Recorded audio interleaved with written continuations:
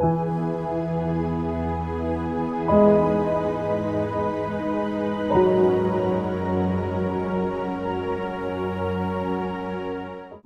ప్రభువైన యేసుక్రీస్తు వారి ఉన్నతమైన నామమున శుభాభివందనములు తెలియజేయుచున్నాను. ప్రార్థనతో మనం వాక్యంలోనికి వెళ్దాము.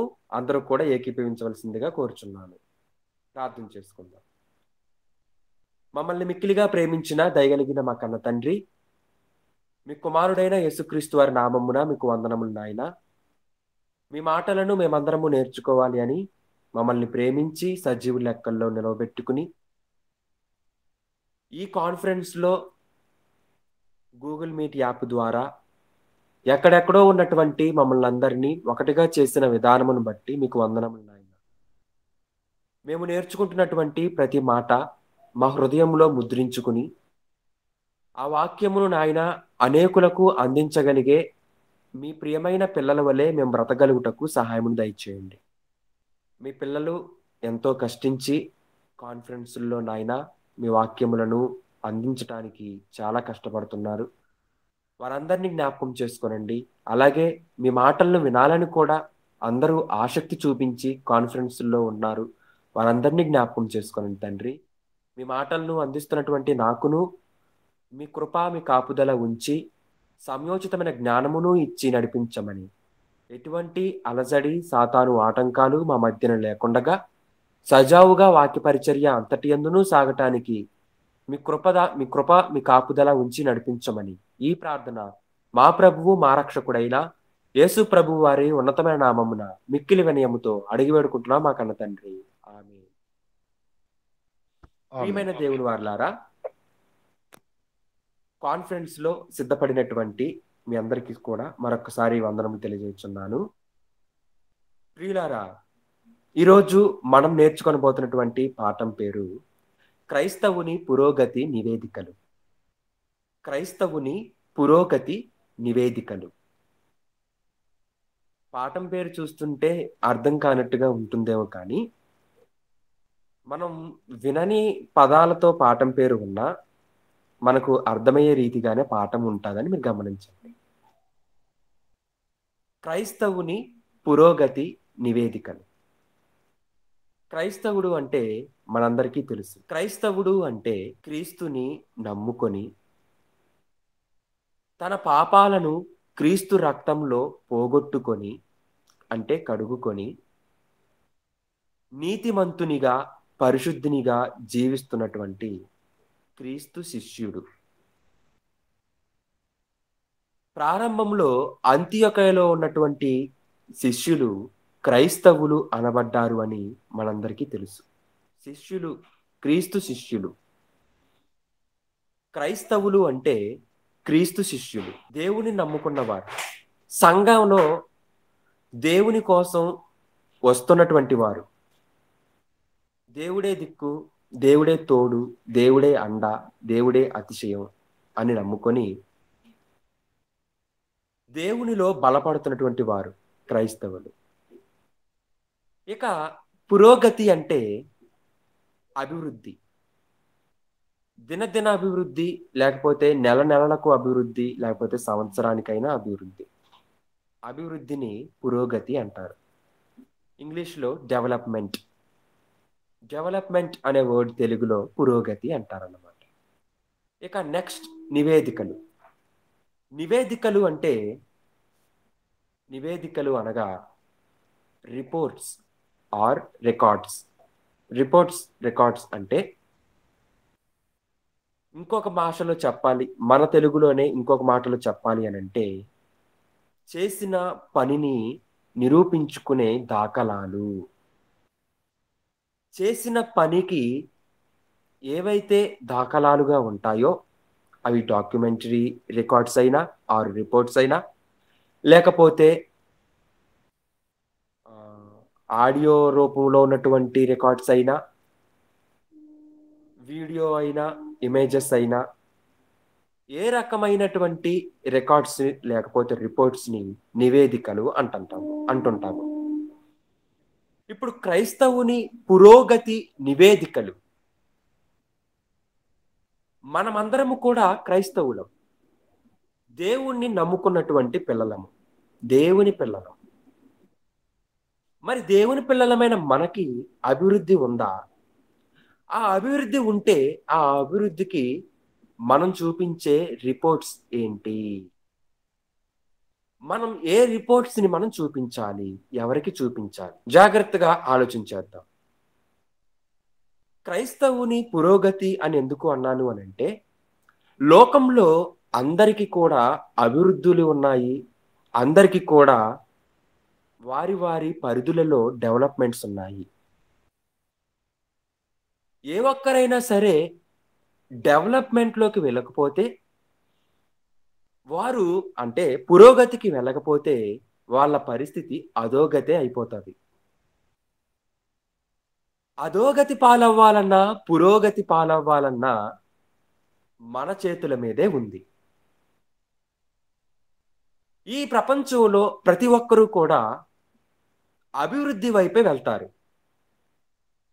ఉదాహరణకి స్కూల్ పిల్లలు థర్డ్ క్లాస్‌లో పాస్ అయిన పిల్లాడు ఉంటే, నెక్స్ట్ టైమ్ నేను సెకండ్ క్లాస్‌లో పాస్ అవ్వాలి. సెకండ్ ర్యాంక్ పాస్ అవ్వాలనుకుంటారు. ఈసారి సెకండ్ ర్యాంక్‌లో పాస్ అయిన నేను నెక్స్ట్ టైమ్ ఫస్ట్ ర్యాంక్‌లో ఎందుకు సాధించలేను? ఫస్ట్ ర్యాంక్‌లో ఎందుకు నేను ఉండలేను? అని డెవలప్‌మెంట్‌ని చూపించుకుంటారు. ఈసారి నాకు 100కి 50 మార్కులు వస్తే, నెక్స్ట్ టైమ్ నేను 60 దాటాలి అనుకుంటారు. నెక్స్ట్ టైమ్ నేను 70, next time 80, next time 90, next time 100/100 రావాలి. ఐ వాంట్ టు డెవలప్ అని అనుకుంటారు. నేను డెవలప్ అవ్వాలి అని అనుకుంటారు. చిన్న పిల్లలు. ఇక వ్యాపారాలు చేసేవారనుకోండి. వారు చేసే వ్యాపారాలలో కూడా ఈ నెల నేను 10,000 సంపాదిస్తే, వచ్చే నెల నేను మినిమమ్ 12,000 సంపాదించాలి. ఆ తర్వాత నెల 14,000 సంపాదించాలి. ఎప్పుడు నేను 10,000లోనే ఉండిపోతే, ఇంటికి కరెంటు బిల్లులు పెరిగిపోతున్నాయి. వెళ్ళే బైక్‌కి కూడా పెట్రోల్ రేట్లు పెరిగిపోతున్నాయి. కొనే కూరగాయల రేట్లు పెరిగిపోతున్నాయి. వైద్యం తీసుకోవడానికి కూడా వెళ్తే హాస్పిటల్ రేట్లు కూడా పెరిగిపోతున్నాయి. మరి నేనెందుకు ఇంకాస్త ఎక్కువ సంపాదించలేను? కాబట్టి నా వ్యాపార అభివృద్ధి కూడా బాగుండాలి అని కొద్ది కొద్దిగా డెవలప్‌మెంట్‌లోనికి వెళ్తారు. ఇంకాస్త పెద్ద పెద్ద బిజినెస్ మ్యాన్‌లయితే వారు కూడా ఈ సంవత్సరం నేను ఈ వ్యాపారం చేసి నేను లాభం సంపాదిస్తే, వచ్చే సంవత్సరం నేను ఇంకొక రకమైన వ్యాపారం కూడా చేసి నేను లాభాన్ని సంపాదించాలి. ఈ 2 వ్యాపారాలు ఈ 2 సంవత్సరాలు చేస్తే, ఆ తర్వాత రాబోయే సంవత్సరాలలో నేను 4, 5 వ్యాపారాలైనా చేయాలి. నా కింద చాలా మంది పని మనుషులుండాలి. నేను కూడా ఒక కంపెనీ పెట్టాలి. ఆ కంపెనీలో చాలా మంది ఎంప్లాయర్స్ ఉండాలి. వాళ్ళందరికీ నేను బాస్ అవ్వాలి. నేను డెవలప్ అవ్వాలి అని అనుకుంటాడు ఒక వ్యాపారివేత్త. అలాగే ఒక టీచర్. ఒక టీచర్ కూడా ఏమనుకుంటాడు అంటే, గవర్నమెంట్ టీచరే కావచ్చు, లేదా ప్రైవేట్ టీచరే కావచ్చు. వారు కూడా ఎలాంటి ఆలోచనలతో ఉంటారు అనంటే, నేను ఈ సంవత్సరం ఇంత సాలరీని సంపాదించుకుంటున్నాను కదా! వచ్చే సంవత్సరం నేను ఒక ట్యూషన్ పెట్టుకొని కూడా పార్ట్ టైమ్ వర్క్ కూడా చేసి నేను సాలరీ సంపాదించాలి. స్టూడెంట్ వైస్‌గా నేను ఒక్కొక్కరికి ఇంత, ఒక్కొక్కరికి ఇంత, ఈ క్లాస్‌కి అంత, ఈ క్లాస్‌కి అంత అని మనీ అరేంజ్ చేసుకొని పెట్టుకొని, నేను మనీ సంపాదించుకోవాలి అని ఒక టీచర్ గారు కూడా అనుకుంటారు. అలాగే నేను చేసే ఈ టీచర్ ఇంకా బాగా చేసి అందరికి బాగా అర్థమయ్యేలా పాఠాలు చెప్పి, స్టూడెంట్‌ని బాగా చూసుకొని, నేను కూడా ఉపాధ్యాయునిగా మారాలి. ఉత్తమ ఉపాధ్యాయుడిగా మారాలి అని ఒక టీచర్ అనుకుంటాడు. డెవలప్‌మెంట్ చూసుకుంటాడు. ఒక టీచర్ డెవలప్‌మెంట్ చూసుకుంటున్నాడు. ఒక వ్యాపారవేత్త డెవలప్‌మెంట్ చూసుకుంటున్నాడు. ఒక విద్యార్థి డెవలప్‌మెంట్ చూసుకుంటున్నాడు. అలాగే రాజకీయవేత్త అతను కూడా డెవలప్‌మెంట్ చూసుకుంటాడు. ఈ సంవత్సరం నేను అంటే ఈసారి నేను 5 సంవత్సరాలు ఉండటం వలన, ఈ నియోజకవర్గంలో ఉండటం వలన జనాలకు ఏదో రూపాయి, పాపాయి పడేసి, వాళ్ళకి కావాల్సిన బ్రాందీయో, లేకపోతే వాళ్ళకి కావాల్సిన 500 నోటో ఇచ్చేసి, ఓట్లయితే వేయించుకొని, ఎంతో కొంత నేను సంపాదించుకున్నాను. నా నియోజకవర్గంలో నా యొక్క పరిధిలో, నా యొక్క 5 సంవత్సరాల వ్యవధిలో సంపాదించిన ధనం కంటే వచ్చే 5 సంవత్సరాలలో మరలా నేను సీటు తెచ్చుకుని, సంపాదించుకుని, మరలా నేను ఒక మంత్రిగా మారాలి అని ఒక ఎమ్మెల్యే అనుకుంటాడు. ఈ సంవత్సరం ఎమ్మెల్యేగా ఉన్నాను, వచ్చే సంవత్సరం మంత్రిగా మారాలి అని ఆలోచనలో ఉంటాడు. ఇక మంత్రి అయ్యి అలాగా ఒక 5 సంవత్సరాలు లేదా 10 సంవత్సరాలు, 15 సంవత్సరాలు మంత్రిగా ఉన్న తర్వాత, ఆ తర్వాత నేను ఇంకా మంత్రిగానే ఉండాలా? ఎందుకు నేను కూడా ఒక పార్టీ పెట్టకూడదు? నేను కూడా ఒక పార్టీ పెట్టాలి. నేను ఒక సీఎం అవ్వాలి అని అతను కూడా డెవలప్‌మెంట్ చూసుకొని మరలా అతను ఒక పార్టీ పెట్టి సీఎం అయిపోతున్నాడు. ఒక ఎమ్మెల్యే ఎంపీ అయిపోతున్నాడు. ఎంపీ కొన్నాళ్ళకి సీఎం అయిపోతున్నాడు. సీఎం కొన్నాళ్ళకి పీఎంఏ అయిపోతున్నాడు. లోకంలో అభివృద్ధి చూస్తూ ఉంటే ఒక్కొక్కరు ఒక్కొక్క విధంగా డెవలప్‌మెంట్‌లోనికి వెళ్తున్నారండి. ఇలా ప్రతి ఒక్కరు కూడా డెవలప్‌మెంట్‌లోనికి వెళ్తున్నటువంటి వారిని చూస్తుంటే, మరి మనము క్రైస్తవులముగా ఉన్న తర్వాత మనమెందుకు డెవలప్‌మెంట్‌లోనికి వెళ్ళలేకపోతున్నాం? అందుకే క్రైస్తవుని పురోగతి నివేదికలు, ఏ క్రిస్టియన్ డెవలప్‌మెంట్ రిపోర్ట్స్ అంటే ఒక క్రైస్తవుని అభివృద్ధి యొక్క దాఖలాలు, నివేదికలు. నివేదిక అంటే రిపోర్ట్స్ అయినప్పుడు ఈ రిపోర్ట్స్ ని మనం చూపించుకుంటాం. మన అభివృద్ధి కోసం మన రిపోర్ట్స్ చూస్తే బాగా డెవలప్ అయ్యారు అని ఆ రిపోర్ట్స్ మనకి కనబడుతుంటాయి. ఒక స్టూడెంట్ అనుకోండి, ఎన్ని రోజులు స్కూల్‌కి వెళ్ళాడు? ఎన్ని రోజులు స్కూల్‌కి వెళ్ళలేదు? ఎన్నిసార్లు ఫస్ట్ ర్యాంక్ పాస్ అయ్యాడు? ఫస్ట్ ర్యాంక్ సంపాదించాడు? ఎన్నిసార్లు సెకండ్ ర్యాంక్‌లో వచ్చాడు? ఎన్నిసార్లు ఏ సబ్జెక్ట్‌కి ఫెయిల్ అయిపోయాడు? ఏ సబ్జెక్ట్‌కి 100/100 వచ్చాయి? ఏ సబ్జెక్ట్‌కి 100/60 వచ్చాయి? ఏ సబ్జెక్ట్‌కి 100/35 మార్క్స్ ఓన్లీ పాస్ అయ్యాడు? ఇవన్నీ కూడా రిపోర్ట్స్‌లో ఉంటాయి. మరి క్రైస్తవులమైన మనకి కూడా అభివృద్ధికి రిపోర్ట్స్ మనం చూపించుకునే దాఖలాలు ఏంటి? అసలు ఈ యొక్క సబ్జెక్ట్ మీ అందరికీ ఎందుకు చెప్పాలని నేను అనుకున్నాను అని అంటేనండి, క్రొత్త సంవత్సరంలోనికి మనం అందరము అడుగుపెట్టాము. ఏ సంవత్సరంలోకి? క్రొత్త సంవత్సరంలోకి. క్రొత్త సంవత్సరంలోనికి అడుగుపెట్టిన మనమందరము కూడా పాత సంవత్సరానికి గుడ్ బై చెప్పేశాం. Good bye to 2024, welcome to 2025. 2024కి మనం గుడ్ బై చెప్పి 2025ని స్వాగతించుకున్నాం. నిజంగా చెప్పాలంటేనండి, మనం 2025ని స్వాగతించుకోలేదు. దేవుణ్ణి నమ్ముకున్న మనం మాట్లాడాలంటే 2025ని మనం స్వాగతించుకోలేదు. మనం దానికి వెల్కమ్ చెప్పలేదు. దేవుడే వెల్కమ్ చెప్పాడు 2025లోకి. మనం పలికినంత మాత్రాన, స్వాగతించినంత మాత్రం 2025 వచ్చేస్తే మరి 2024లోనే చాలా మంది చనిపోయిన వారు ఉన్నారు 2025ని చూడకుండా. మరి వారు స్వాగతించాలని అనుకోలేదా? అంటే విషయం, స్వాగతించాలని వారు అనుకున్నా వారిని దేవుడు స్వాగతించుకోలేదు. అంటే 2025లోనికి మనమందరము రావటానికి మనకి స్వాగతం పలికాడు దేవుడు. ఈ విషయం మనకు అర్థం కావటం లేదు. రైట్, ఎనీహో 2025లోనికి వచ్చాం. 2025లోనికి వచ్చిన మన యొక్క 2025లోని ఈ సంవత్సరాన్ని బట్టి మనం ఆలోచన చేస్తే 2024లో మనం చేసిన పనులు ఏంటి? వాటి రిపోర్ట్స్ ఏంటి? ఎన్నిసార్లు ప్రార్థనకు వెళ్ళావు? ఎన్నిసార్లు పాటలు పాడావు? ఎన్నిసార్లు వాక్యం చదివావు? ఎన్నిసార్లు దేవుని వాక్యం చెప్పావు? ఎంతమంది సేవకులను స్వాగతించావు?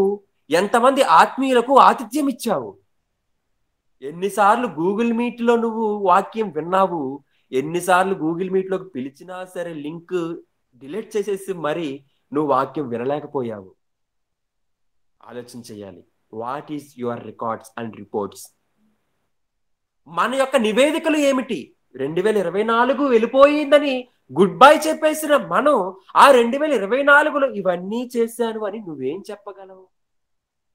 యేసుక్రీస్తు వారండి, ఆయన ఈ లోకంలోనికి వచ్చిన తర్వాత ఆయన మాట్లాడిన మాట, ఈ లోకాన్ని విడిచిపెట్టి వెళ్ళబోతుండగా ఆయన చెప్పిన మాట ఒక్కసారి మీరందరూ చూడాలని నేను ఆశిస్తున్నాను. యోహాను సువార్త 17వ అధ్యాయము 4వ వచనాన్ని చదువుకుందాము. చేయుటకు చేయుటకు నీవు నాకిచ్చిన పని నీవు నాకిచ్చిన పని నేను సంపూర్ణంగా నెరవేర్చి నేను సంపూర్ణముగా నెరవేర్చి భూమి మీద నిన్ను మహిమపరచుకుని భూమి మీద నిన్ను మహిమపరచితిని. చూడండి, యేసు ప్రభువు ఈ లోకానికి వచ్చి దేవుడు అప్పగించిన పనిని చేసి మరలా ఈ లోకాన్ని విడిచి వెళ్ళిపోతున్నటువంటి సమయంలో ఇక ఆయన మరణం దగ్గరికి వచ్చింది, నేను చనిపోతాను, సిలువ వేసేస్తారు నన్ను, నేను ప్రాణం విడిచి వెళ్ళిపోవలసిన ఆ సమయం దగ్గరకు వచ్చేసింది అని ఆయన తెలుసుకుని తండ్రితో ఆయన మాట్లాడుతున్నటువంటి మాటలే ప్రార్థన అయితే ఆ ప్రార్థనలో ఉన్న మాట ఒకటి మనం చదువుకుంటున్నాం ఇక్కడ. ఏంటది అని అంటే, చేయుటకు నీవు నాకిచ్చిన పనిని సంపూర్తిగా నెరవేర్చి భూమి మీద నిన్ను మహిమపరచితిని. క్రీస్తు అప్పచెప్పిన రికార్డ్స్. తండ్రి అయిన దేవునికి యేసు ప్రభువు గారు అప్పగిస్తున్నటువంటి రిపోర్ట్స్. తండ్రి, నీవు నాకు పని ఇచ్చావు, తండ్రి నీవు నాకు అప్పగించావు, తండ్రి నువ్వు ఇది చేయమని నాకు చెప్పావు, నేను ఏం చేస్తున్నానో తెలుసా? నేను ఏం చేశాను అని అంటే, నీవు నాకు అప్పగించిన పని సంపూర్తిగా నెరవేర్చి ఆయనకు 33.5 సంవత్సరములను దేవుడు నిర్ణయించారు.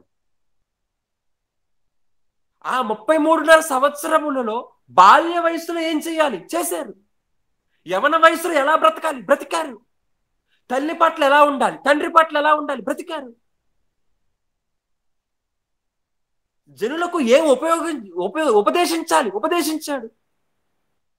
చివరికి ఆకాశ పక్షులకు గూళ్ళున్నాయి, నక్కలకు కూడా బొరియలున్నాయి, తలవాల్చుకున్నటకు మనిషి కుమారునికి చోటు కూడా లేదు అనంటే యేసుక్రీస్తు వారు ఎంతగా తన పనిని నిర్వర్తించారో, యేసుక్రీస్తు వారు ఎంతగా తన పనిని దేవునికి అప్పగిస్తున్నాడో, నేను చేశాను అని తన మాటని అప్పగిస్తున్నాడో మనకు అర్థమవుతుంది. అంటే యేసుక్రీస్తు వారిది డెవలప్మెంటా లేకపోతే డెవలప్మెంట్ కాదా, పురోగత లేకపోతే అధోగత? ఆలోచించేయండి. యేసుక్రీస్తు వారిది ఆయన ఏ గతిలో ఉన్నా, ఏ స్థితిలో ఉన్నా, ఏ ప్రాంతంలో ఉన్నా, ఏ పట్టణంలో ఉన్నా, నావలో ఉన్నా సరే దేవుని గురించే ఆలోచించి దేవుని గురించే ప్రకటించాడు యేసు ప్రభువు. కాబట్టి ఆయనను గురించి మనం ఆలోచన చేస్తున్నప్పుడు యేసుక్రీస్తు వారి యొక్క ఆలోచనలను, ఆయన యొక్క మాటలను, ఆయన యొక్క పద్ధతులను, ఆయన యొక్క నడవడికలను మనం ఆలోచిస్తున్నప్పుడు డెవలప్మెంట్ అణువులో మనకి కనిపిస్తుంది. ఒకసారి ఆయన డెవలప్మెంట్ లోనికి మనం వెళ్ళి ఆలోచించేస్తే లూకాసు వార్త 2వ అధ్యాయము 52వ వచనమును చదువుకుందాం. యేసు వయసునందును దేవుని దయయందును మనుషుల దయయందును వర్ధిల్లుచుండెను. డెవలప్మెంట్, వర్ధిల్లటం. యేసుక్రీస్తు వారి యొక్క అభివృద్ధిని మనం ఇక్కడ చూస్తున్నాం. ఎలా అభివృద్ధి చెందాడు ఆయన, ఎలా ఆయన పురోగతి కనిపిస్తుంది మనకి, ఆయన యొక్క ఇంక్రీజ్మెంట్ ఎలా ఉంది అనేది మనం ఇక్కడ ఆలోచించేస్తున్నాం. జాగ్రత్తగా ఆలోచించేయండి. యేసుక్రీస్తు వారు వయస్సునందు, అలాగే జ్ఞానమునందు, మనుషుల దయందు, దేవుని దయయందు, దేవుని దయందు, మనుషుల దయందు. మనమైతే వయస్సునందు మాత్రం అభివృద్ధి చెందుతాం. అది కూడా మనం అభివృద్ధి చెందనవసరం లేదు, వయసు ఆటోమేటిక్ మనకు పెరిగిపోతూ ఉంటుంది. 1వ సంవత్సరం, 2వ సంవత్సరం, 3వ సంవత్సరం, 4వ సంవత్సరం, 5వ సంవత్సరం, 10, 20, 30, 40, 50, 60, 70, 80, 90. ఈలోపు ఎప్పుడైనా మనం దేవుడు ఆశ తీసేసుకుంటే చనిపోతాం. 60, 70 అయితే సంవత్సరాలు, 80 అయితే అధిక బలం ఉంటే చనిపోతాం 80లో. రైట్. అంటే యేసుక్రీస్తు వారి డెవలప్మెంట్ చూడండి, మన డెవలప్మెంట్ చూడండి. మన డెవలప్మెంట్ ఏమో కేవలం వయసునందు మాత్రమే ఉంది. పెద్దవారైతే మెచ్యూరిటీ ఫంక్షన్. ఎందుకు? వయసునందు అభివృద్ధి అయ్యింది. కాబట్టి ఈమెకి చేయవలసింది ఏంటన్నమాట? ఫంక్షన్. మేనమామలందరూ రావాలి. మా ఆంధ్ర ప్రాంతంలో అయితే, మీ కర్ణాటక అది ఎలా చేస్తారో తెలియదు కానీ, మా ఆంధ్ర ప్రాంతంలో అయితే మేనమామ గారులందరూ వచ్చి ఓనీ ఫంక్షన్ చేస్తారు అక్కడ. మరి వయస్సునందు అభివృద్ధి చెందింది అని నీవు ఒక ఆలోచన చేసి మీ కూతురు గురించో, మీ మేనగోడల గురించో, మీ ఆడపడుచు గురించి నువ్వు ఫంక్షన్ చేస్తున్నావే, మరి జ్ఞానమందు అభివృద్ధి చెందాలని ఎప్పుడు ఆలోచించావు? ఎలా ఆలోచించావు? అసలు ఆలోచన చేస్తున్నావా? మనుషుల దయందు వర్ధిల్లుతున్నారు అని నువ్వు బాగానే గర్వించావే, మరి దేవుని దయందు కూడా అభివృద్ధి చెందాలి అని ఎందుకు నువ్వు దృష్టించలేకపోతున్నావు? అంటే మనం అభివృద్ధి చెందవలసింది దేని యందు? మనం అభివృద్ధి చెందవలసింది ఏ విషయముల యందు? యేసుక్రీస్తు వారి అభివృద్ధి చూడండి. ఆయన 12వ ఏటలోనే సమాజ మందిరములో, అంటే దేవాలయములో అక్కడ ఉన్నటువంటి పెద్దలకు ప్రశ్నలు అడిగి మరి వారు చెప్పలేని ప్రశ్నలకు యేసుక్రీస్తు వారి సమాధానాలు కూడా చెప్పేశారనంటే 12వ వయసులోనే ఆయన పిల్లవాడు కాదు, పెద్ద పిడుగులా బ్రతికాడు. మరి మనం 60 సంవత్సరాలు వచ్చినా సరే చర్చిలకు వెళ్ళాం, 60 సంవత్సరాలు వచ్చినా సరే దేవుణ్ణి నమ్ముకోం, వయసు పైబడిపోయి అనారోగ్యం వచ్చినా సరే ఇప్పుడైనా దేవుడు కావాలని ఆలోచనే ఉండదు. ఇప్పుడైనా సరే దేవుని దగ్గరికి వెళ్ళి దేవుని వేడుకుందాం, క్షమ పెడతాడు, మనకు దయచేస్తాడు, మన పాపాలను కడుగుతాడు, పరలోకాన్ని ఇస్తాడు అనే ఆలోచన ఇప్పుడైనా సరే మనుషులకు వస్తుందానంటే చచ్చిపోతే నరకం ఉందా, పరలోకం ఉందా, ఎవరు చూసి వచ్చారే నాయన అంటారు. అంటే వయసు పెరుగుతుండే కొద్దీ వయసే పెరుగుతుంది కానీ జ్ఞానం పెరగటం లేదు. మనిషి అభివృద్ధి చెందుతున్నాడు కానీ మనసులో అభివృద్ధి చెందటం లేదు. ఇప్పుడు దేవుడు కోరుకుంటుంది ఏంటి? దేవుడు చెబుతుంది ఏంటి? యేసుక్రీస్తు వారి అభివృద్ధి ఏంటి? యేసుక్రీస్తు వారు దేని యందు అభివృద్ధి చెందాడు? ఆయన పురోగతి గురించి ఆలోచన చేస్తుంటేనండి, ఆయన లాస్ట్కి వచ్చి ఆయన చెప్తున్న రికార్డు మీరు ఇప్పుడు చూశారు కదా. చేయుటకు నీవు నాకిచ్చిన పని సంపూర్తిగా నెరవేర్చి నిన్ను మహిమపరిచాను తండ్రి. మరి మనం January 1 దేవా నీ కోసం నేను బ్రతుకుతాను, ఏ వ్యసనాలు వద్దు తండ్రి నాకు అని మనం చేసుకుంటాం దేవుని దగ్గర. హామీ చేస్తాం. ఆ తర్వాత January నెల వెళ్ళిపోతుంది, February 1 వస్తుంది. హామీ చేశాం కానీ దానికి మనం లోబడగలుగుతామా? దేవుడు క్షమాభిక్ష పెడతాడంట కదా, తాగే వచ్చులే, ఆల్కహాల్ తీసుకోవచ్చు, పర్వాలేదులే, ఒక పూటే కదా అనుకుని మరల ఫిబ్రవరిలో తాగేస్తారు.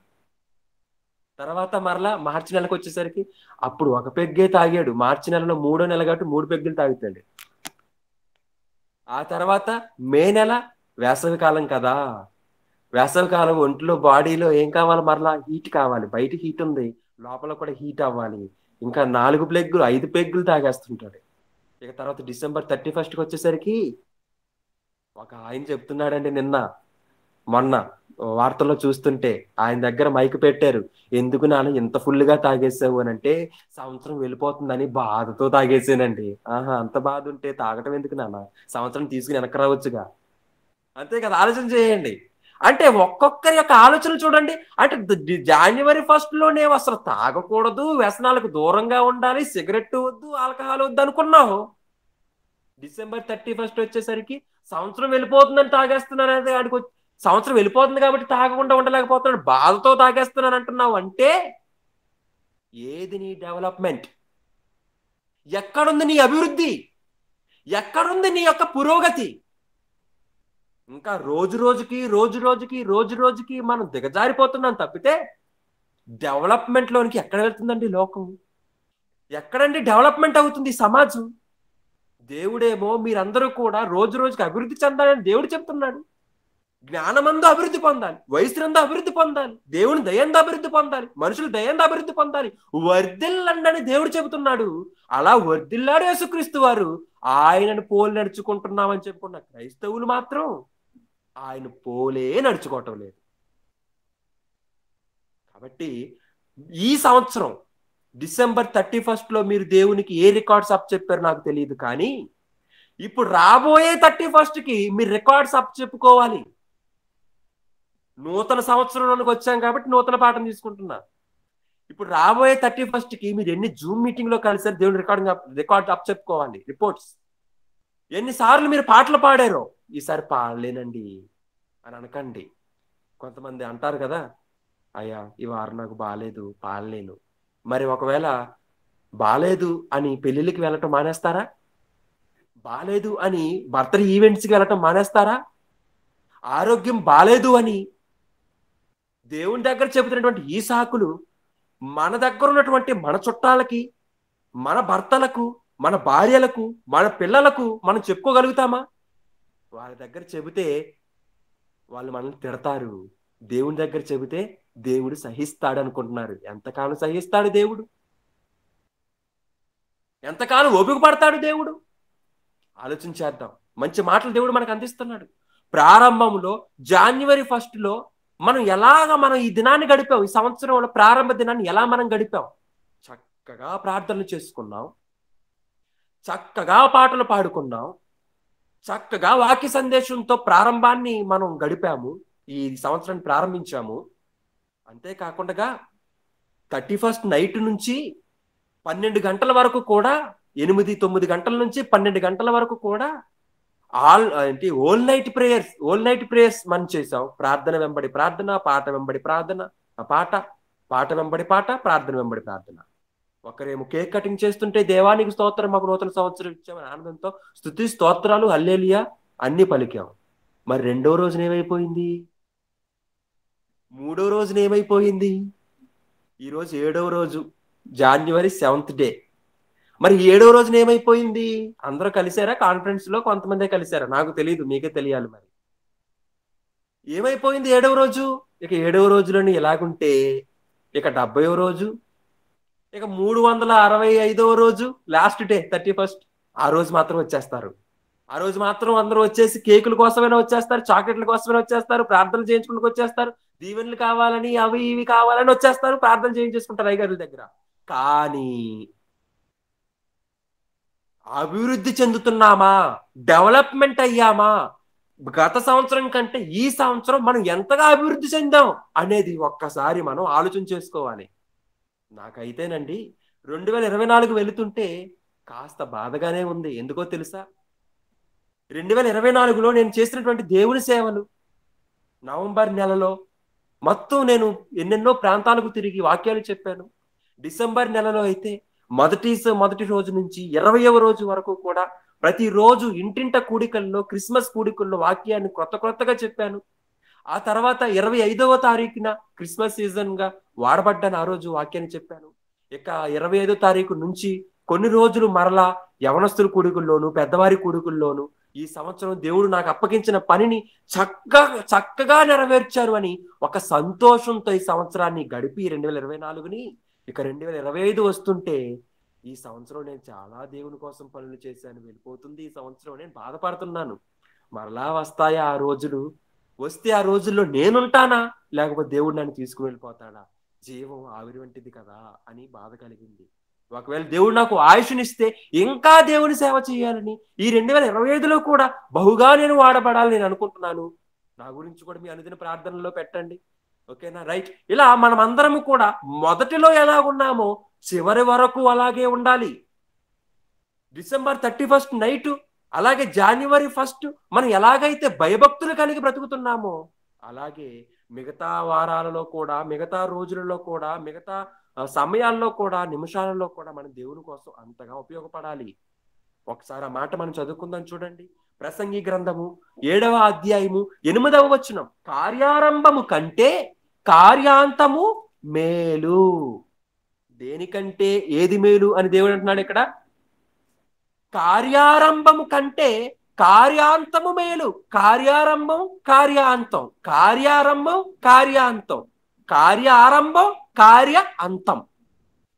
కార్యం అంటే ఏంటి? పని. పనిని బట్టే రికార్డ్స్ వస్తాయి, పనిని బట్టే రిపోర్ట్స్ వస్తాయి. రిపోర్ట్స్ రికార్డ్స్ ఉన్నాయి అంటే పని ఉంది అని అర్థం. పని లేదు అని అంటే దెర్ ఈజ్ నో రికార్డ్స్.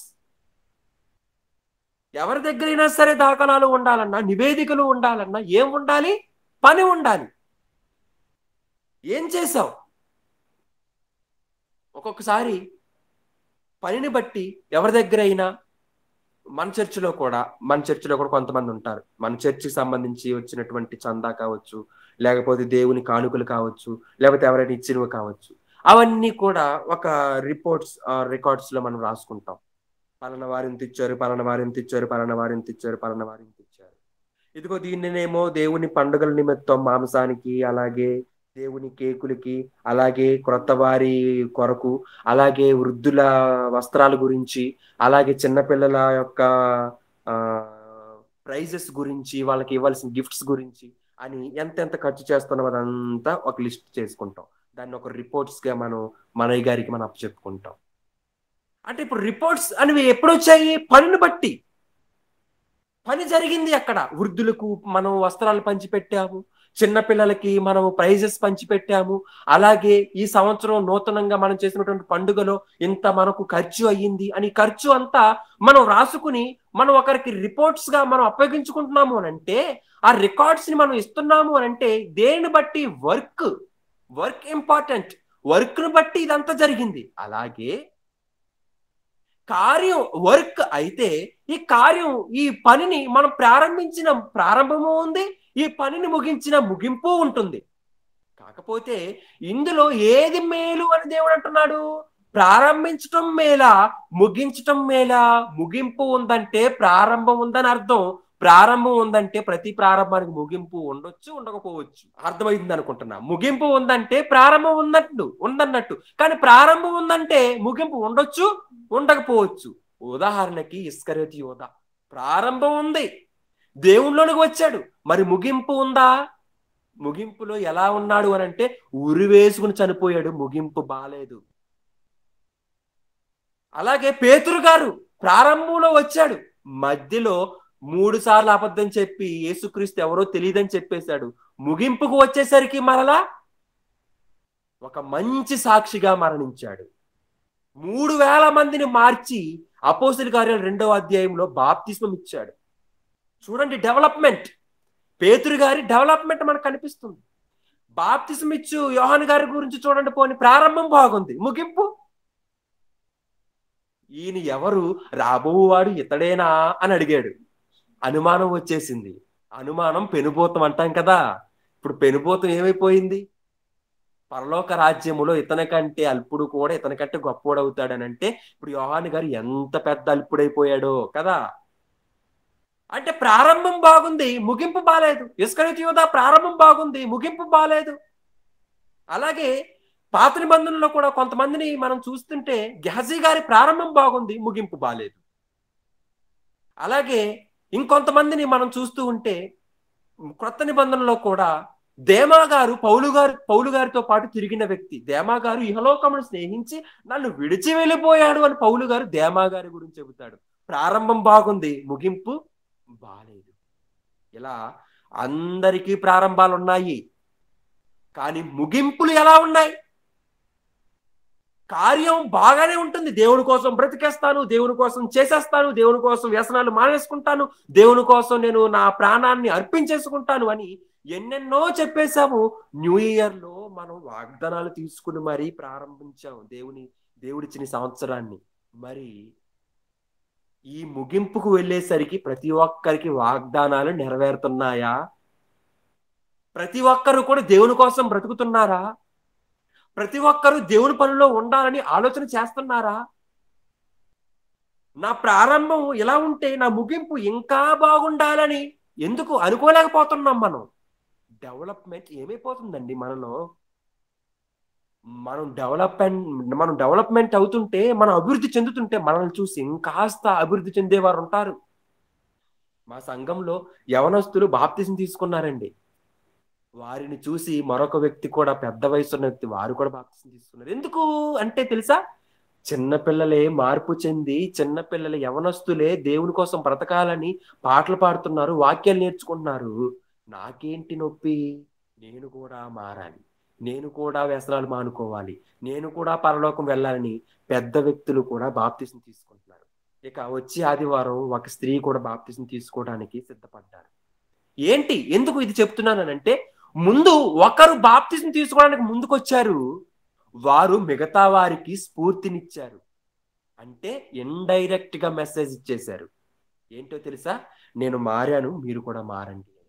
అంటే మార్పు చెందండి అని మనం డైరెక్ట్ గా చెప్పేదానికంటే, మనం మారి డెవలప్మెంట్ చూపించటం వలన మిగతా వారు మనల్ని చూసి మారుతారు అని ఈ విషయాన్ని మీరు మర్చిపోకండి.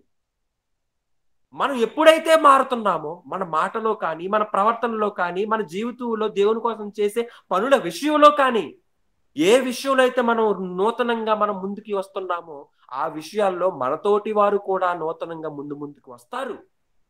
ఈ సంవత్సరం మనం మారదాం, వచ్చే సంవత్సరం వాళ్ళు మారతారేమో. కాబట్టి ఈ అవకాశాన్ని మనం పోగొట్టుకోకూడదు.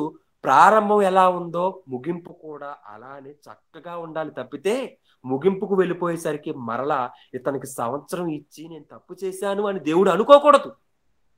ఇతనికి సంవత్సరాన్ని ఇచ్చి నేను బాధపడుతున్నానని దేవుడు అనుకోకూడదు. ఆదికాండం 6వ అధ్యాయం మీ అందరికీ తెలుసు కదా. దేవుడైన యెహోవా నరులను చేసిన దాన్ని బట్టి హృదయంలో నొచ్చుకుని, ఎందుకు నొచ్చుకున్నాడు? నేను వీరిని చేశాను కాబట్టి నొచ్చుకోవాల్సి వచ్చింది. అంటే దేవుడు ఎప్పుడైతే మనుషులను చేసి వారికి ఆయుష్ని ఇచ్చి వారు పాపం చేసినా సరే క్షమించుకుంటూ వస్తున్నాడో, అప్పుడు ఏమైపోతున్నాడు మరలా దేవుడు? వారు చేసిన పాపాన్ని బట్టి మరలా మనసులో నొచ్చుకుంటున్నాడు. ఆయన ఒకవైపు ఏమో పుట్టిస్తున్నాడు, ఇంకోవైపు క్షమించుకుంటున్నాడు, మరొక వైపు బాధ కూడా పడుతున్నాడు. మనం మారకపోవటం వలన మనం అలా ఉండకూడదు. మన అభివృద్ధి కూడా బాగుండాలి. ఇంకొక మాట మనం చదువుకుందాం, చూడండి ఏమంటున్నాడు అనంటే, ఋతు పత్రిక, చూడండి, ఋతు గ్రంథం 3వ అధ్యాయం 10వ వచనం. మీ అందరికీ ఋతు గారి గురించి తెలిసే ఉంటుంది. పాత నిబంధనలో నయోము గారి కోడలు. అతడు, నా కుమారి, యెహోవా చేత నీవు దీవెన నొందిన దానవు. ఇది ఎవరంటున్న మాట అంటే, బోయజు గారు అంటున్నటువంటి మాట. ఎవరి గురించి అంటున్నటువంటి మాట అంటే, రూతు అనే ఆమె గురించి, ఒక మంచి గుణవంతురాలు గురించి దేవుడు అంటున్నటువంటి మాట. ఏమని అంటున్నాడో ఇక్కడ మనం చదువుకోగలిగితే, నా కుమారి, యెహోవా చేత నీవు దీవెన నొందిన దానవు. కొద్దివారినే గాని గొప్పవారినే గాని యవనస్తులను నీవు వెంబడింపక యుండుట వలన నీ మునుపటి సత్ప్రవర్తన కంటే వెనుకటి సత్ప్రవర్తన మరీ ఎక్కువైనది. చూడండి ఏమంటున్నాడు, మునుపటి సత్ప్రవర్తన కంటే వెనుకటి సత్ప్రవర్తన మరీ ఎక్కువైనది. Where is your development? ఆమె డెవలప్మెంట్ చాలా బాగుంది. మునుపటి సత్ప్రవర్తన బాగుంది, వెనుకటి సత్ప్రవర్తన మరీ బాగుంది. మనం మరీ బాగుంది అనేవి వంటకాలకి, పనులకి మాత్రం చెబుతాం, కానీ బ్రతుకులకి చెబుతామా? వెరీ వండర్ఫుల్ టేస్ట్ అంటాం, very fantastic, awesome, marvellous, super, excellent అంటాం. ఇవన్నీ దేనికి? మనం వేసుకునే బట్టలకి, మనం చూసే టీవీలకు, అలాగే మనం వినే పాటలకి, అలాగే మనం వెళ్ళే ప్రదేశాలకి ఇవి చెబుతుంటాం. ఫ్యాంటాస్టిక్, సూపర్, ఆసమ్, మార్వెలస్ అంటాం. మరి దేవుని మాటలు మన జీవితంలో మనం అంగీకరించి అనుసరిస్తే దేవుడు మనల్ని చూసి, మన బ్రతుకులను చూసి ఏమనాలి? ఫ్యాంటాస్టిక్, ఆసమ్, వండర్ఫుల్ అని దేవుడు మన గురించి అనొద్దు? అంతే కదండి. ఒక పౌలు గారిని చూస్తే ఆసమ్, సూపర్ అంటాడు దేవుడు. ఒక పేతురు గారిని చూస్తే మార్వెలస్ అంటాడు దేవుడు. అలాగే ఒక యేసుక్రీస్తు వారిని చూస్తే అమేజింగ్ అంటాడు దేవుడు. మరి మనల్ని చూస్తే ఏమంటాడు? వరస్ట్ అంటాడా? అలా అనకూడదు. మనం మారాలి. మనం మారి అనేక మందిని మార్చాలి. ఇక్కడ అంటున్నాడండి, ఆమె యొక్క బ్రతుకును మనం చూస్తుంటే, నీ మునుపటి సత్ప్రవర్తన కంటే పురోగతి అంటే ఇదండి, డెవలప్మెంట్ అంటే ఇదండి. మునుపటి సత్ప్రవర్తన మీ అందరికీ తెలుసు. ఎలా ఉంది మునుపటి సత్ప్రవర్తన? నీ దేవుడే నా దేవుడు అని అత్తగారి వెనకాల వచ్చేసింది.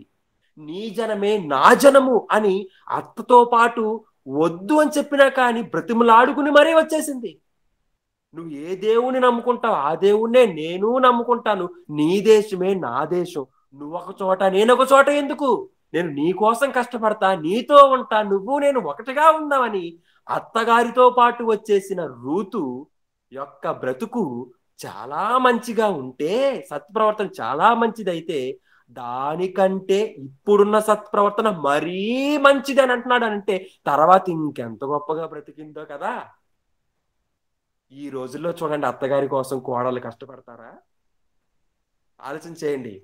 రాగానే ఏమండి మనం వేరుండిపోదామండి, మీ అమ్మ మీ నాన్నగారిని మీరెందుకు చూసుకోవాలి, నన్ను నా పిల్లల్ని మీరు చూసుకోండి, అంతే కదా. అత్తగారిని మాంగారిని చూడని కోడలున్న ఈ రోజుల్లో నాకు భర్త లేకపోయినా సరే నీ వెనకే వస్తాను, వేరే భర్త నాకు వద్దు అని చెప్పి మరీ అత్తగారి వెనకాల వచ్చిందంటే సత్ప్రవర్తన చాలా గొప్పది. ఆ నయోమి గారి కోసం పొలం పా పొలం పొలం పొలం పనులకు వెళ్ళి అక్కడ ఉన్నటువంటి గోధుమలను ఎవలను ఏరుకుని మరి వచ్చి అత్తగారిని పెంచి పోషిస్తుంది అని అంటే రూతు సత్ప్రవర్తన చాలా గొప్పది. మరి మన సత్ప్రవర్తన ఎలా ఉంది? మనం ఎలా బ్రతుకుతున్నాం? మన అభివృద్ధి ఎటువైపు వెళ్ళిపోతుంది? మొన్నటి దినాన్న చూస్తే మీ అందరూ చూసే ఉంటారు వార్తల్లో, ఏదో గేమ్ ఆడుకుంటున్నాడు పిల్లాడు, ఛార్జింగ్ అయిపోయింది ఫోన్లో, డేటా అయిపోయింది ఫోన్లో. అమ్మా నీ ఫోన్ ఇవ్వవా, హాట్స్పాట్ తీసుకుంటాను, వైఫై లింక్ చేసుకుంటాను, నీ ఫోన్ ఇవ్వవా అని మమ్మీని అడిగాడు. మమ్మీ ఏమో ఇవ్వను పో, నువ్వు గేమ్స్ ఆడుకుంటావు, ఛార్జింగ్ అంతా అవగొట్టేస్తావు అని మమ్మీ వద్దు ఇవ్వను అని చెప్పి పడుకుండిపోయింది. నువ్వు నాకు ఫోన్ ఇవ్వకుండా పడుకుంటావా అని ఒక కత్తి తీసుకొని వచ్చి తలకాయ మీద కొట్టేశాడు ఇక్కడ. మరి ఆమె చనిపోయిందో బ్రతికుందో అయితే వార్త అయితే నాకు తెలియలేదు, కానీ గాయాలు మాత్రం ఈ యొక్క చెంప మీద, ఈ హాఫ్ పార్ట్ ఆఫ్ హెడ్ మీద ఉన్నాయి. అంటే ఆలోచన చేయండి, ఒక చిన్న పిల్లాడు కూడా ఎటువైపు వెళ్ళిపోతున్నాడు? టెక్నాలజీ పరంగా అభివృద్ధి చెందుతున్నాం, సైంటిఫిక్ గా మనం అభివృద్ధి చెందుతున్నాం అని సమాజం అనుకుంటుంది, కానీ మనసులు మాత్రం అధోగతిలోనికి వెళ్ళిపోయాయండి. నిన్నటి దినాన్న కూడా మనం వార్తలు చూస్తుంటే ఒక భార్య తన భర్తని నడి రోడ్డు మీద పీక పిసికి మరీ చంపేస్తుంది. ఇదేంటమ్మా, ఎందుకమ్మా చంపేస్తున్నావు? క్షమించుకోలేవా? లేకపోతే అతన్ని వదిలిపెట్టాడు సరే, ఏదో చోట వెళ్ళాను బ్రతకలే, చంపేయాలా? చంపేయాలి, చంపకపోతే నేను ఉండలేను అంతగా వెళ్ళిపోయిందంటే ఏది నీ అభివృద్ధి? అలాగే గతంలో కూడా మనం ఎన్నో వార్తలు విన్నాం. 59 మొక్కలు చేసేసాడు ఒక ప్రియుడు తన ప్రియురాలిని. ఎందుకు? ఫ్రిడ్జ్లో దాచిపెట్టేశాడు ఆ మొక్కల్ని. ఎటువైపు వెళ్ళిపోయింది అభివృద్ధి? మనిషిని అభివృద్ధి పేరుతో ముందుకు వెళ్ళిపోతున్నాం అని అనుకుంటున్నాడు, కానీ ఏ అభివృద్ధిలోనికి వెళ్తున్నారు ఈ జనాంగం? ఒకప్పుడు మట్టి కుండల్లో నీళ్లు త్రాగాం, ఇప్పుడు ఫ్రిడ్జ్ లో నీళ్లు త్రాగుతున్నాం, డెవలప్మెంట్ అయ్యామని చెప్పుకుంటున్నాం. ఒకప్పుడు భూమి మీద మట్టిలో కూడా ఉన్నాం, ఇప్పుడు అంగారుకుని మీదకి వెళ్ళిపోతున్నాం అని డెవలప్మెంట్ గురించి చెప్పుకుంటున్నాం. నక్షత్రాలకు కూడా పేర్లు పెట్టేస్తున్నాం అని డెవలప్మెంట్ చెప్పుకుంటున్నాం. భూమిలో ఉండే బంగారాన్ని బయటకు తీసేస్తున్నాం, సముద్రంలో ఉండేటువంటి ముడి పదార్థాన్ని బయటకు తీసేస్తున్నాం అని గొప్పలు చెప్పుకుంటున్నాం. ఇది అభివృద్ధా? అసలు అభివృద్ధి అంటే ఏంటి? నేరాలు ఘోరాలు సమాజంలో ఉండకుండా ఉండటం అభివృద్ధి అయితే, ఆ అభివృద్ధి క్రైస్తవుడితో ప్రారంభం అవ్వాలి. మనమే సమాజానికి మాదిరి చూపించాలి. మనమే ఇలా బ్రతకాలిరా అని మన బ్రతుకు ద్వారా గుణపాఠాలే చెప్పాలి. మన మునుపటి ప్రవర్తన కంటే వెనుకటి సత్ప్రవర్తన ఇంకా గొప్పగా ఉండాలి. కార్యారంభం ఒకలా ఉంటే కార్యాంతం ఇంకా గొప్పగా ఉండాలి. ఇంకొక మాట చివరిగా మనం చూడండి. ఫిలిప్పి పత్రిక 1వ అధ్యాయము 6వ వచనాన్ని కూడా 3-6 వచనాలు కలుస్తున్నాయి. చదువుకుందాం. మొదటి దినము నుండి ఇది వరకు సువార్త విషయములో మీరు నాతో పాలివారై ఉండుట చూచి. పౌలు గారి సువార్త పనుల్లో ఎవరు పాలివారై ఉన్నారు? ఫిలిప్పీలు పాలివారై ఉన్నారు. అలాగే మీ చర్చు, మీ పాస్టర్ గారి సువార్త పనుల్లో మీరు పాలివారై ఉన్నారో లేదో మీరు చూసుకోండి. ఇప్పుడు ఉన్నారా? పాలివారై ఉన్నారా, లేకపోతే పాలు పంపులు లేని వారై ఉన్నారా? ఏ పనైనా మీరు చేయండి అయ్యగారు, మేము ఉన్న వెనకాలని మీరు అనగలుగుతున్నారా, లేకపోతే అయ్యగారు మీ విషయంలో సందేహపడేటట్టుగా మీరు ఉన్నారా? మాటి మాటికి మీరు దేవుని పని చేయాలి, దేవుని పని చేయాలి, దేవుని పని చేయాలని మాటి మాటికి చెప్పించుకునే వారుగానే ఉన్నారా? లేకపోతే మీరే స్వయంగా ఈ సంవత్సరం ఏ పనులు ఏమైనా ఉంటే చెప్పండి అయ్య గారు, ఈ నెలలో ఏమైనా వాక్యాలు చెప్పాల్సి వస్తే చెప్పండి అయ్య గారు, ఈ సంవత్సరంలో మనం చేయవలసిన పనులు ఇంకా బాగుండాలి అయ్య గారు అని మీకు మీరుగా అడుగుతున్నారా? సువార్త పనుల్లో మీరు ఎలా ఉండాలి? పాలివారై ఉండాలి. మీ చర్చ్ పేరేంటి అన్నాను? House of Jesus Christ. మరి హౌస్ ఆఫ్ జీసస్ క్రైస్ట్ లో ఉన్నటువంటి మీరందరూ కూడా మరి ఎలా ఉన్నారు, ఎలా నడుచుకుంటున్నారు? ఆ రోజు పౌలు గారి చర్చిలో, అంటే పౌలు గారి ద్వారా మారిన ఫిలిప్పీయులకు పౌలు గారు చెబుతున్న మాట ఏంటంటే, నా పనుల్లో, అంటే నా సువార్త పనుల్లో మీరు పాలువారి ఉండుట చూచి, తర్వాత ఏమన్నాడు చూడండి, మీలో ఈ సత్క్రియను ఆరంభించిన వాడు యేసుక్రీస్తు దినము వరకు దానిని కొనసాగించునని రూఢిగా నమ్ముచున్నాను. అంటే ఇప్పుడు మీరు ఎలా ఉండాలన్నమాట? ఈసారి నెలలో మొదటిగా మనం బల్లారాధనకు మనం ఈరోజు అమౌంట్ ఇచ్చాము, ఇంకే వారు ఇవ్వనవసరం లేదు, అమ్మయ్య దేవుని స్తోత్రం అని అనుకుంటున్నారా? తర్వాత మళ్ళీ మనమే ఇవ్వాలి, దేవుని కోసం మనమే చేయాలని ఆలోచనలో వెళ్తున్నారా? ఆలోచన చేయండి. డిసెంబర్ 31కి వచ్చేసాము, జనవరి 1 మనం గడిపేసాము, అయ్యగారికి ఇవ్వాల్సినటువంటి దశమ భాగాన్ని అయ్యగారికి ఇచ్చేసాము, ప్రార్థన చేసుకున్నాము, వెళ్ళిపోతున్నాం, అయిపోయింది అని అనుకుంటున్నారా? లేకపోతే ఇంకా రోజు కూడా దేవుని కోసం బ్రతకాలి, దేవుని పనులు చేయాలి, దేవుళ్ళు ఎదగాలి, డెవలప్మెంట్ లోనికి వెళ్ళాలి, నేను ఇంకాస్త అభివృద్ధి చెంది ఒక మంచి నీతిపరుడుగా భక్తిపరుడుగా నేను ఉండాలని ఆలోచన చేస్తున్నారా లేదా?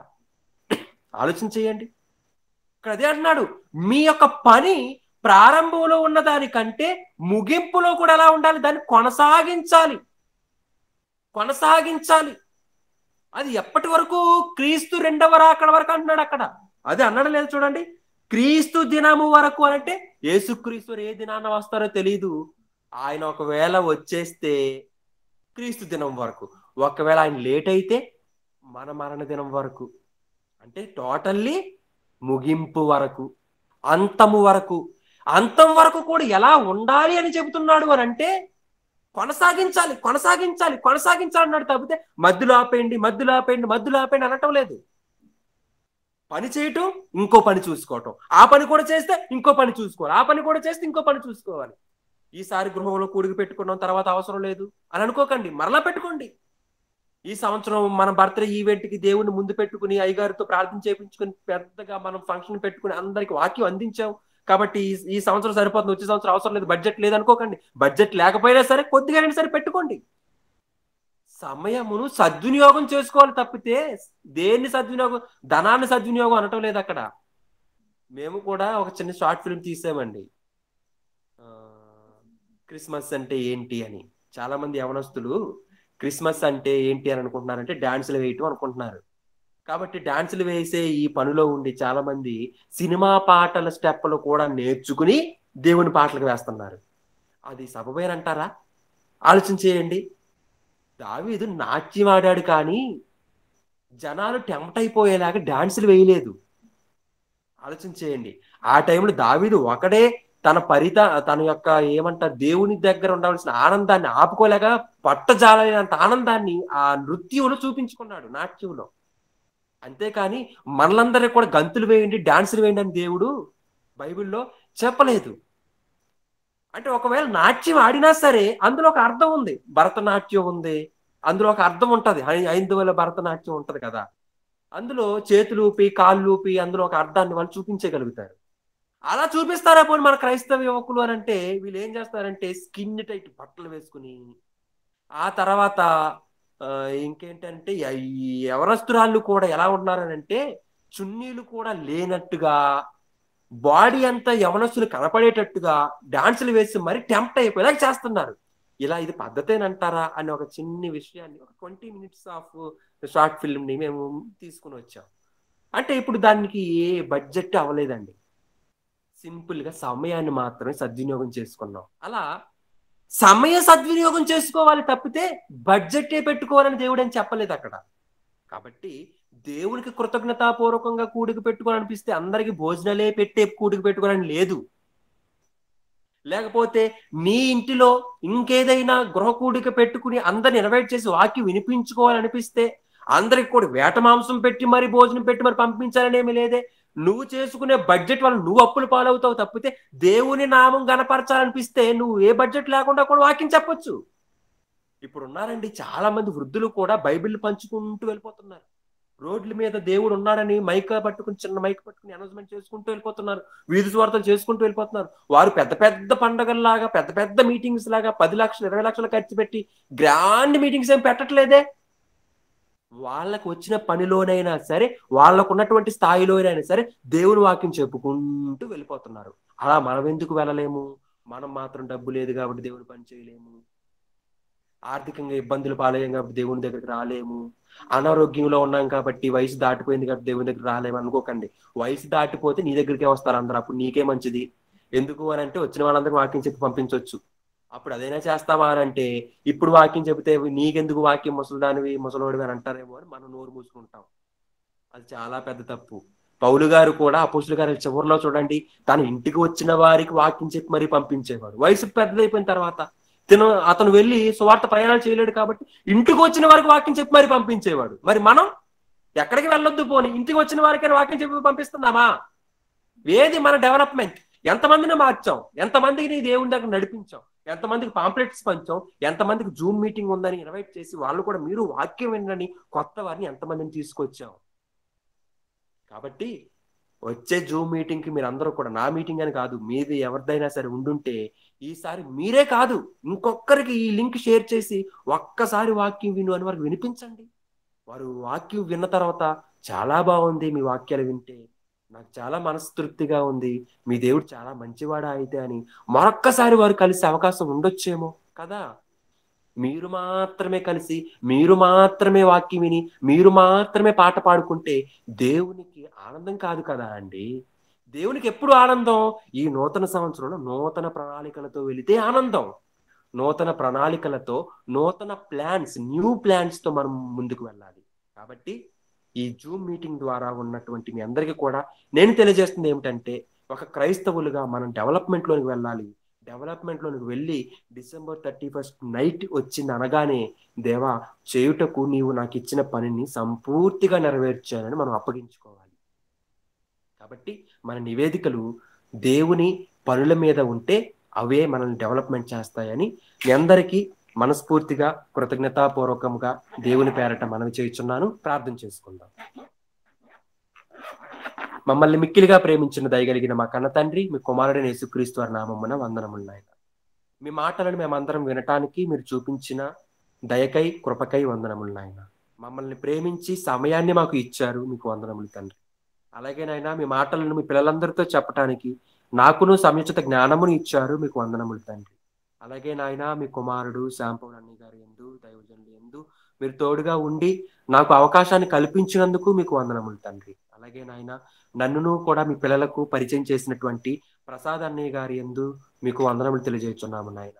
మీ మాటలు విన్నటువంటి మేమందరము కూడా మర్చిపోకుండా మీకు కృతజ్ఞతాపూర్వకముగా మా జీవితాన్ని సమర్పించుకోవడానికి సహాయమును దయచేయండి నాయన. గత కాలంలో మేము ఏ పనులు చేశామో వాటన్నిటినీ మీకు మేము అప్పగించుకునేటట్టుగా, అలాగే నాయన ఈ సంవత్సరం కూడా మేము ఏ పనులు చేస్తున్నామో వాటన్నిటిని బట్టి మీకు నాయన మేము చేసాము తండ్రి అని మీ ముందు మేము అతిశయించుకునేటట్టుగా మాకు సహాయమును దయచేయండి. మీరు ఇచ్చిన పనులను మేము చేసి వాటిని నాయన సంపూర్తిగా నెరవేర్చి మీ నామాన్ని మహిమపరిచేవారిగా మాకు సహాయమును దయచేయండి. కాన్ఫరెన్స్ లో కలిసిన మీ పిల్లలందరినీ జ్ఞాపకం చేసుకోనమని అర్థిస్తూ, అందరికీ మంచి ఆయుష్ని, ఆరోగ్యముని ఇవ్వమని అడుగుతూ, అలాగే నాయన హౌస్ ఆఫ్ జీసస్ క్రైస్ట్ లో ఉన్నటువంటి ఆ సంఘంలో ఉన్నటువంటి ప్రతి బిడ్డని, చిన్నళ్ళు, యవనస్తులను, వృద్ధులను, అయ్యగారి కుటుంబీకులను అందరినీ జ్ఞాపకం చేసుకోనమని, నాకు కూడా మంచి ఆయుష్ణ ఆరోగ్యాన్ని ఇచ్చిన పనుల్లో వాడుకోనమని ఈ ప్రార్థన మా ప్రభు, మా రక్షకుడు యేసుక్రీస్తు ఉన్నతమైన నామమున మిక్కిలి వినయముతో అడిగి వేడుకుంటున్నాం మా కన్న తండ్రి. ఆమేన్.